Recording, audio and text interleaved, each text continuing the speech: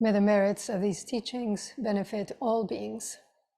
May these words help and not harm. May they clarify and not confuse. May they self-liberate, leaving no trace behind.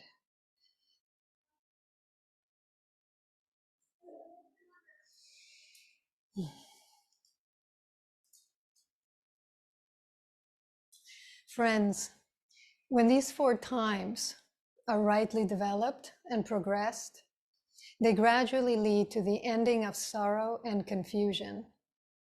What for? A time for listening to the teaching, a time for discussing the teaching, a time for serenity, and a time for discernment.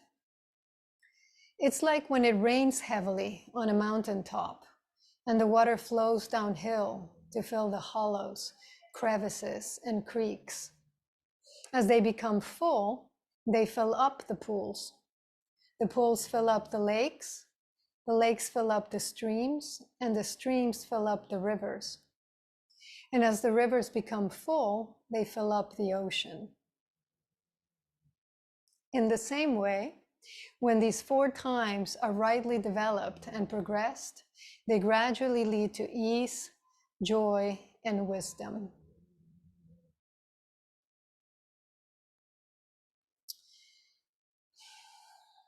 Here in Playa, as in much of the world, perhaps all of the world, we've been going through a heat wave.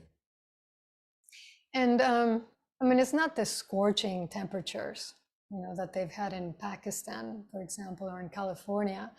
It's been in the upper 80s and lower 90s, but with a heat index, it's felt in the hundreds. And with the heat has come the rain. And, these summer storms are not unlike the ones that I experienced as I was growing up regularly. But I think I wonder if I've just been noticing them more because I'm high up and I'm surrounded by glass. And so I feel immersed in it, drenched in it. And because it's sunny here, and because there's been so much rain, there's also been an incredible number of rainbows. I've never seen so many rainbows. I haven't seen them so frequently. Yesterday, there were 3 side by side.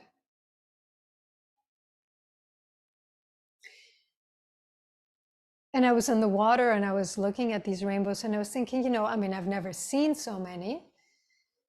I also have never seen so many sunrises. Of course, not because they didn't happen, but because I didn't live in a place where I could. Or sunsets, or moonrises, or lightning over the water, or these clouds that are like walls. They're huge and dark.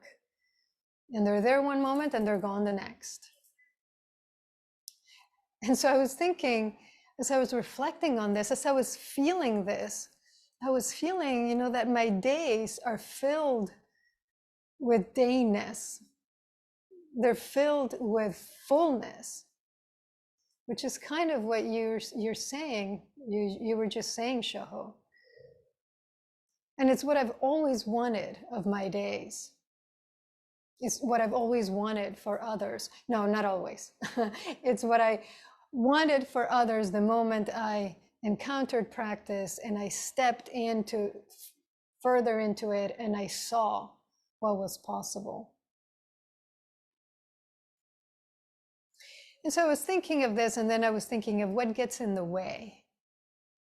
What gets in the way of water flowing downhill to the hollows, the crevices and the creeks, as the Buddha says. And he's describing a kind of progression, right? And the creeks fill up and then they become pools. And when the pools fill up, they fill up lakes, they fill up streams, and the streams fill up, turn to rivers, and then finally the ocean of mind, heart, of life. And so when you think about, what gets in the way of not of this happening, but of us experiencing it that way, of us experiencing the breath in the way Shoho described.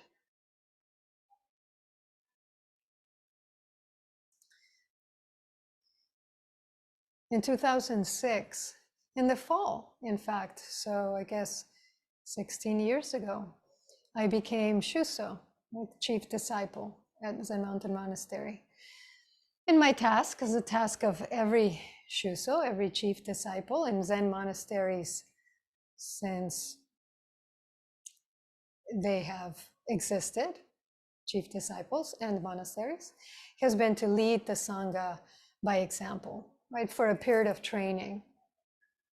For us, it's Ango, which I thought, by the way, that we should do, the Ocean Mind Sangha. Ryu-san had mentioned it, and I would like to, and maybe we can start a little smaller, like with a month or something.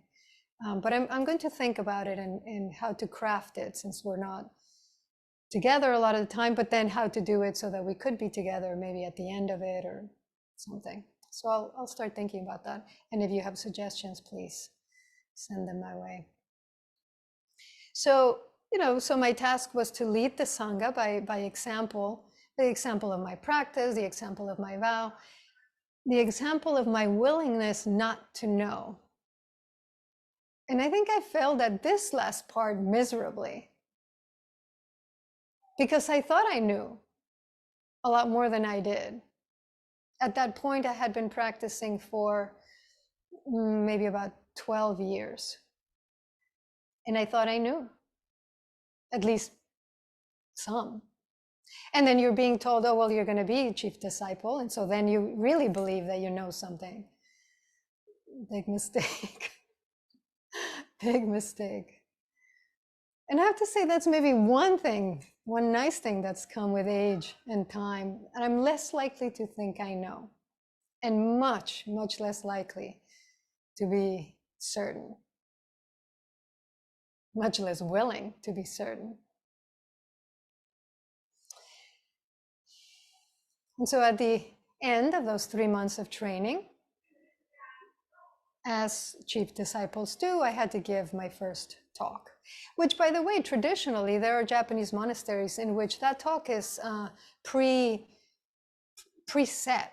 It's not actually an original talk. That was not the case with us. And during the previous, I was going to say week, but I think I must have started working on this earlier. Maybe it was at the beginning of that last month. I think that was the case. I chose 3 koans from the 300 koan Shobogenzo, the true Dharma Eye, that Daido Roshi commented on, Master Dogen's 300 koans. 3 koans to work on, and then Daido Roshi narrowed it down to the one that I've mentioned to you before, Fayan's Eye of the Way. And Fayan is one of my favorite teachers. He's known for just repeating the student's question, or sometimes just repeating the question. I said that. Repeating the student's question, or repeating a student's previous answer. He first says, no, that's not right. Why don't you ask me? The student asks, and then he repeats the same thing that the student said, which I think we can have a sense is not the same thing at all. And he doesn't do that in this koan, but he uses a play on words that actually speaks very nicely on what I was reflecting on. And so Fayan one day is, he's probably doing his rounds around the monastery, and he opens up the cover of the well, and he sees that it's clogged with sand. And so he says to a monk, maybe his work supervisor, he says, when the eye of the spring is obstructed, sand is in the way. When the eye of the way is obstructed, what is in the way? And the monk can't answer, so Fayan answers for him. The eye is in the way. And I worked on this koan diligently,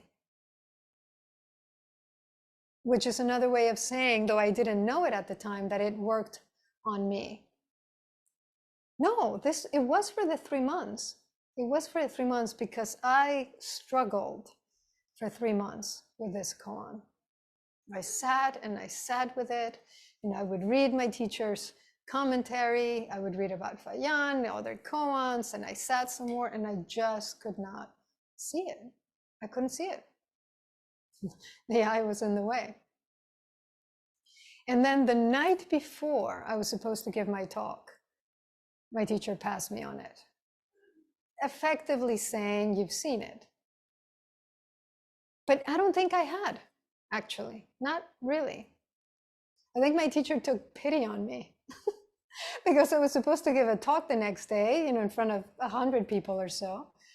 So I should at least feel like mildly confident that I knew what I was doing, right? What I was talking about, which he didn't always do. I think I've told a story that to other people, he told them, you have not seen it. The night before they gave a talk. So you can imagine what that was like for them.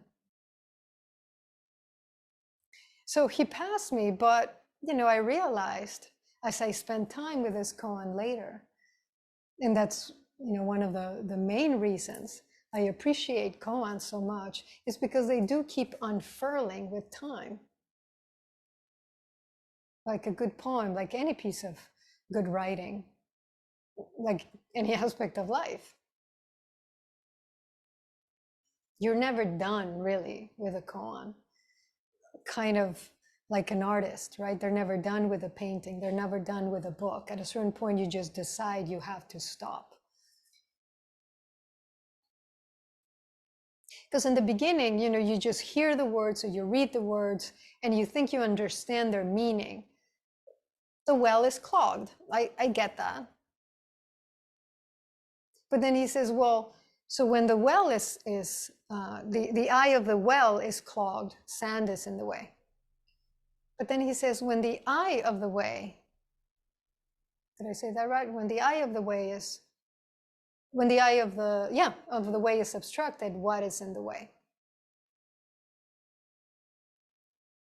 And the eye is the eye, the seeing eye, but it could also be the eye. And so as you spend a little bit more time with them, you realize you actually have no idea what they're pointing to. Which is better than thinking, if you've been doing koans for a little while, thinking that you do know what they're pointing to. That's actually harder to get past. It's better to have a sense, to have a sense that you have no sense of what it's saying. But hopefully then you spend a bit more time and something begins to happen. The rain begins to fill the hollows, the crevices and the creeks. You begin to be filled with the truth of Fayan in this case, and the monk who doesn't understand, and the well and the eye of the well. And you realize that the eye that he's speaking of is your eye. And your I, as in me, mine. And slowly, slowly you begin to see what is in the way of your life.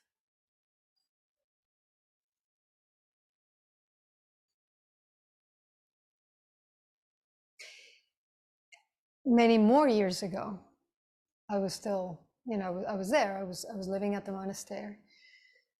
And a friend and a fellow student was quadriplegic.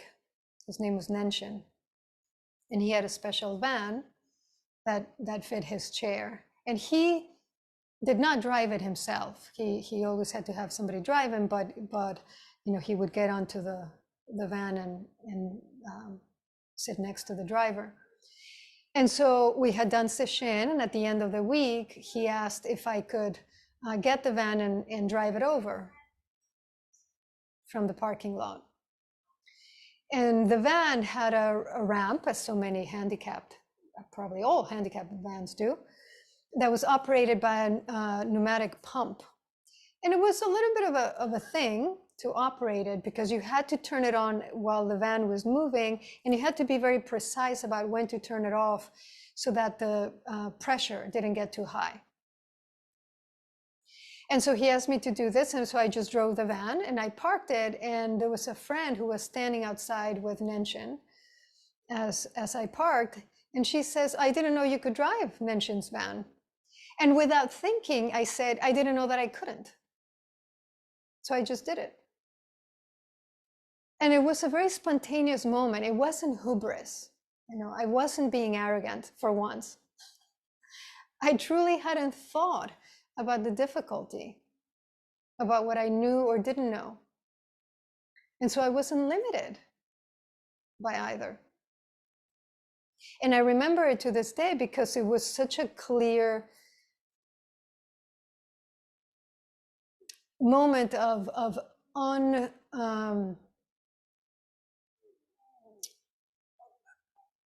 uninvoked freedom. So much of the time I was so wrapped up in the I. So much of the time the I was in the way. But that for that moment, I wasn't limited.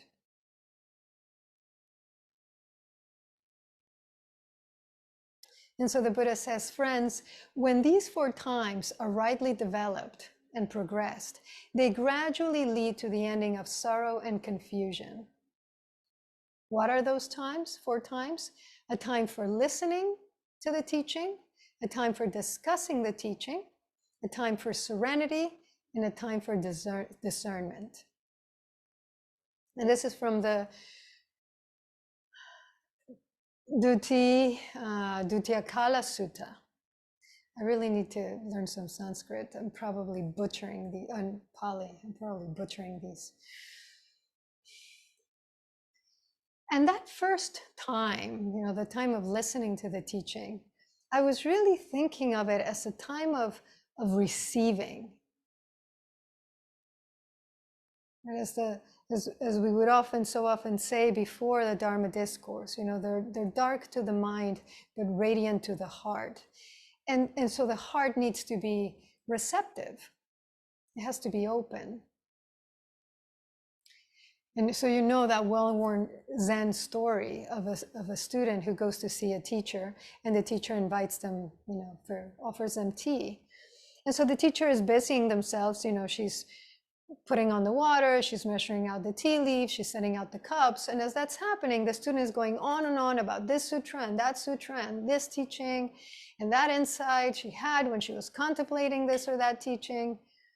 And so when the tea is ready, the teacher picks up the pot and starts slowly pouring into the student's teacup. And she pours and she pours and she just keeps pouring until the water is overflowing. It's spilling over the table and onto the student's lap, who jumps up and says, "What are you doing? Don't you see that the cup is full?" And the teacher says, "I do see. It's very full. And how do you expect me to teach you?"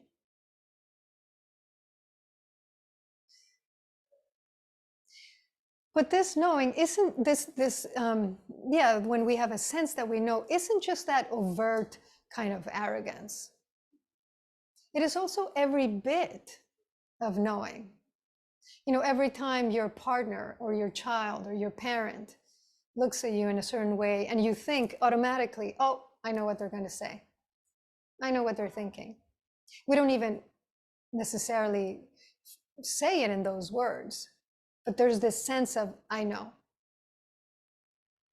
It's every time we think we know what we're capable or not capable of. It's every time we say, without recognizing this is what we're doing, "This is a sunrise. This is a compliment. This is a piece of cake. This is a bigot." Not because there aren't sunrises or bigots in the world, but because there's another way of being with these in all things, which Shoho so nicely described in her Dharma glimpse. So in Buddhism, being with is really just being. And you can't be a thing or a feeling or a person when your cup is filled to the brim.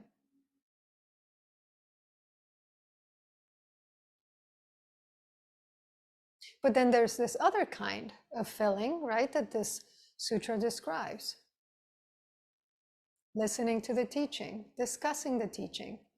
And there's a time for serenity and a time for discernment.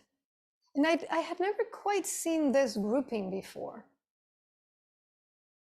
And it sounds rational and it sounds progressive. Therefore, the Buddha gives that simile of the rain filling these progressively larger bodies of water.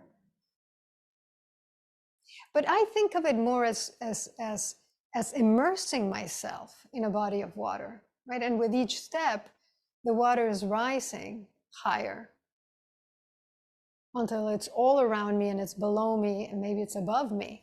And I cannot tell where I end and it begins. This is how to listen to the teaching.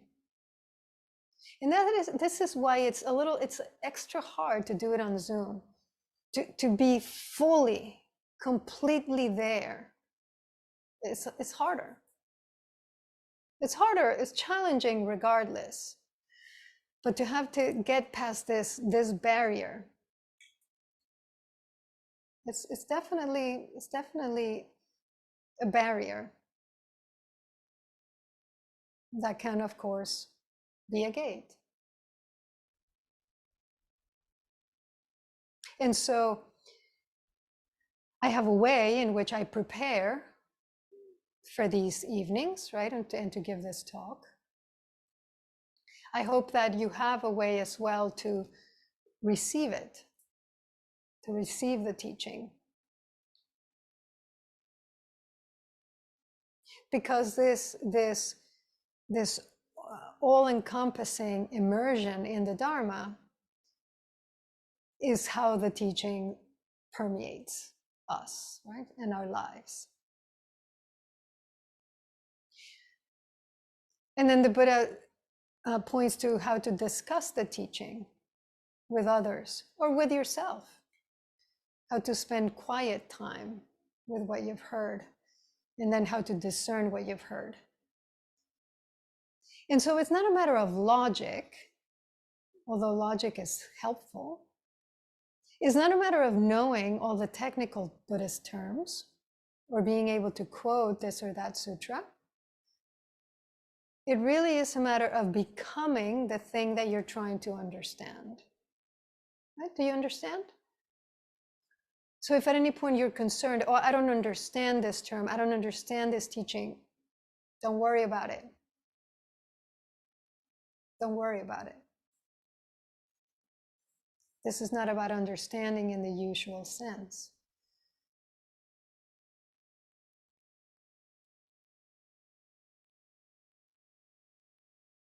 It is not about making sense in the usual sense.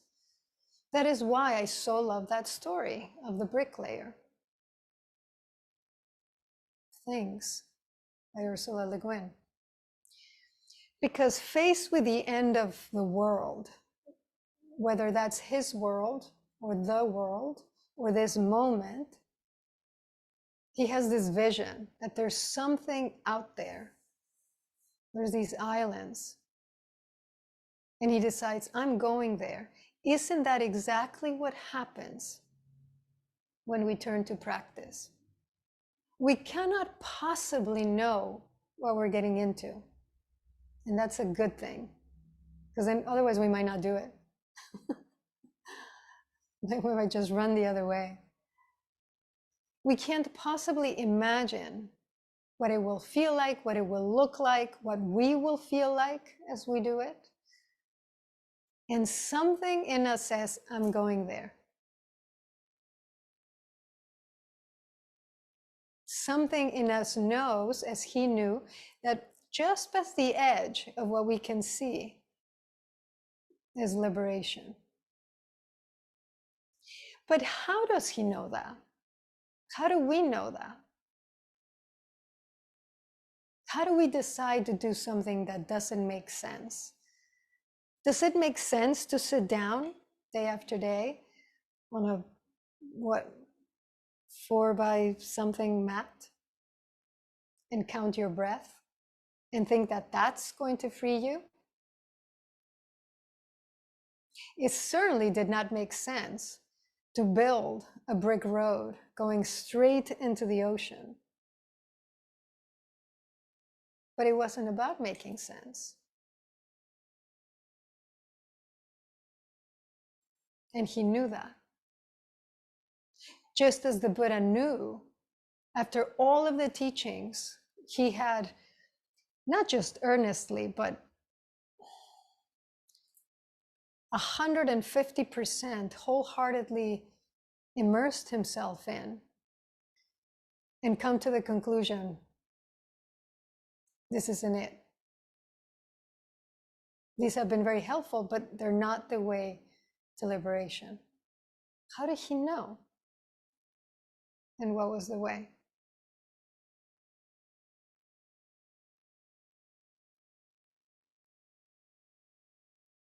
Now, the bricklayer had no way of knowing where the road was going, how far it would take him. He had no way of ensuring that his work would pay off. And he didn't have a teacher. He didn't have anyone to ask to reassure him, everything will be okay. But you know, when people say that, it may not be. It may not be okay. That is actually a possibility.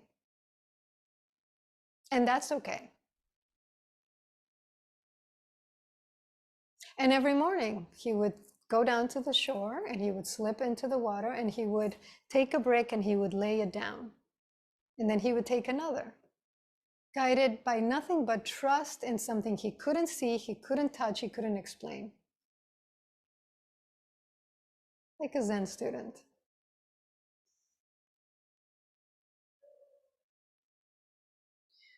And we cannot stand on the shore and measure how many bricks or how long the road is going to be.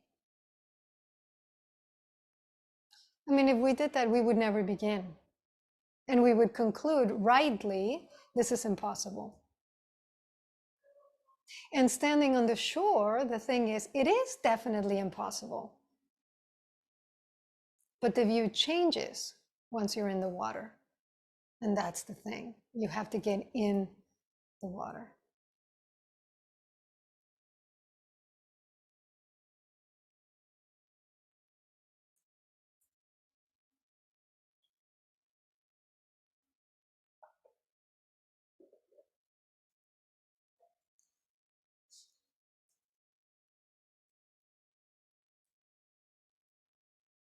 And I love that story. I love that image because I feel it's a very good, very true representation of our lives.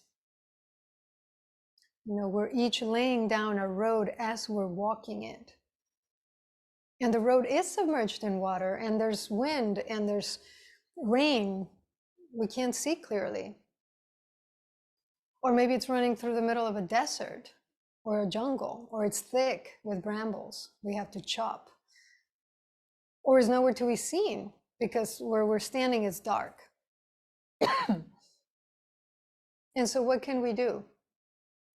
But take a brick and weigh it in our hand and set it down carefully, carefully before we step.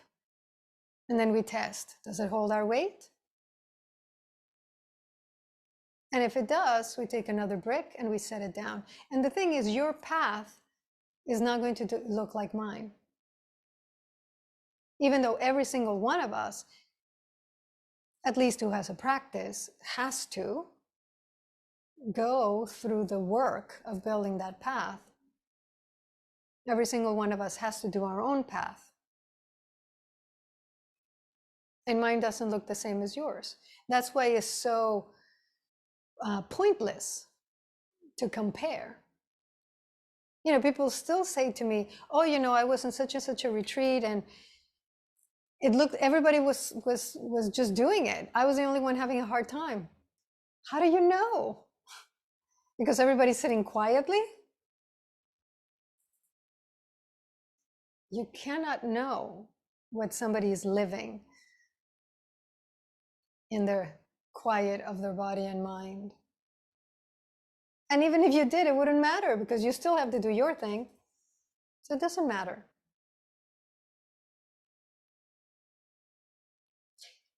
Better, really, I mean, if you want to compare in any way, better just to remind yourself, well, somebody in this room, if you're in a room full of people, somebody in this room is struggling right now, guaranteed. And if not in this moment, half an hour ago or tomorrow, somebody will be struggling the same way that I'm struggling.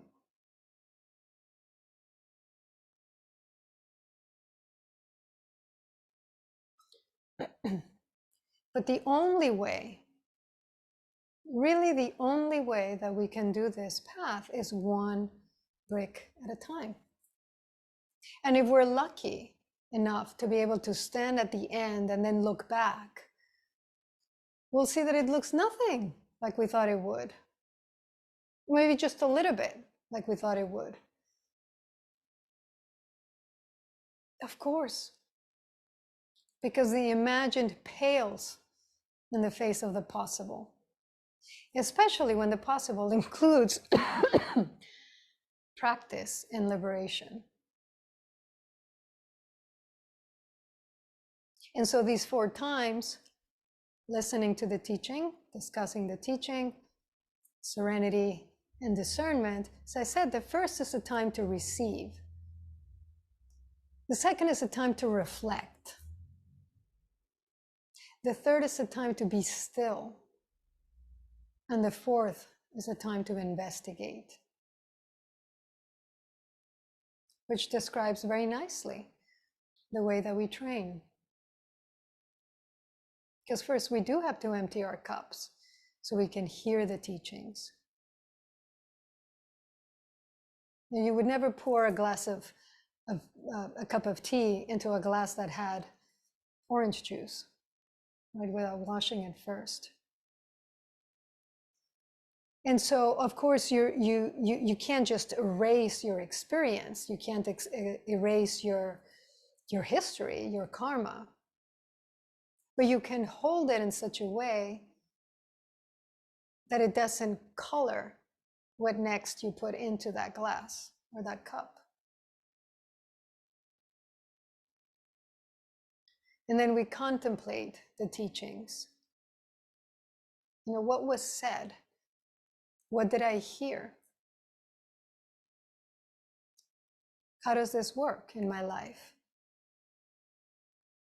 Not later, when I'll have more time, when I'll have better circumstances in which to practice, but right now, which is the only time that I have.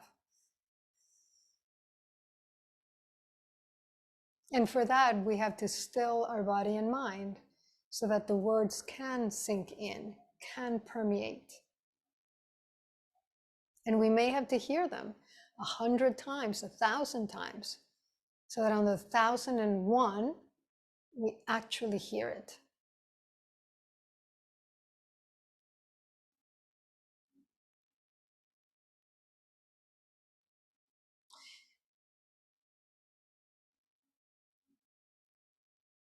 In that simile for the first jhana, this deep state of meditation, of the 4, the 8, really, the 8 jhanas that the Buddha entered into before his enlightenment.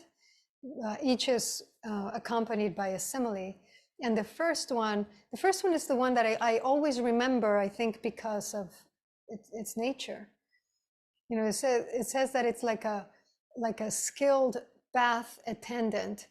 If they were to pour soap flakes into a metal basin and then sprinkle them with water, and you're kneading them into a ball so that the ball of soap is permeated by moisture, is encompassed by moisture, suffused by moisture inside and out, the sutra says. In the same way, one drenches, steeps, saturates, and suffuses one's body with the rapture and happiness born of seclusion, so that there is no part of one's body that is not suffused by rapture and happiness, which is really speaking of the factors that accompany the jhanas, that you are so immersed with breath, for example, that your being is suffused with a kind of bliss, with a kind of happiness. But even if you haven't experienced that, that's okay. Let your body be suffused by breath. And it is active, it's engaged, it's not just happening. You're doing this. Later, the effort falls away. But here you're engaged. And then we investigate. And I really love it, when you write me after a talk, or you bring up something that we discussed during a study in one of our sessions. And some of you say, I'm slow, these things have to sink in. Take all the time that you need. Be time, be that question in time. But when you return days or sometimes weeks later and you ask me something or you bring up something that we talked about before, it lets me know that you're listening, you're actively listening, and that you're actively working to bring these words to life in your life. And so really, when we speak of study, is not accurate if we think of study as I go to the book, I read the chapter, I get the information, I close the book, I'm done. Right? I mean, we all know that that is not what transforms.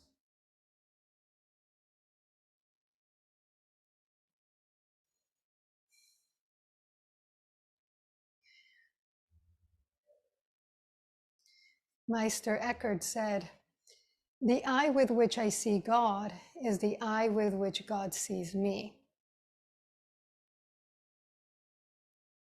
And it's kind of nice that it works that way. It's kind of convenient that it's nowhere else. It's nobody else's eye. The eye of the way is the way. It may look like an obstruction. It may feel like an obstruction. And it is also the way. How is that? How do we go from obstruction to gate?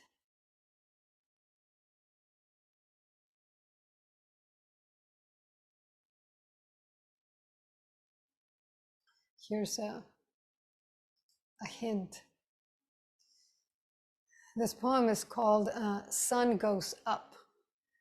And the poet, by the way, was 5 years old when she wrote it. Her name was Hilary Ann Farley. I love the juice, but the sun goes up. I see the stars and the moon star goes up. And there always goes today. And the sun loves people, but one always dies.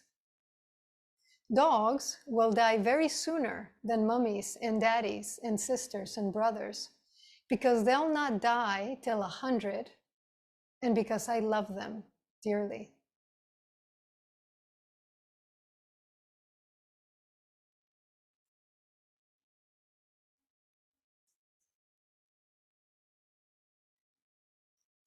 I think actually what I wrote after doesn't say it better than that.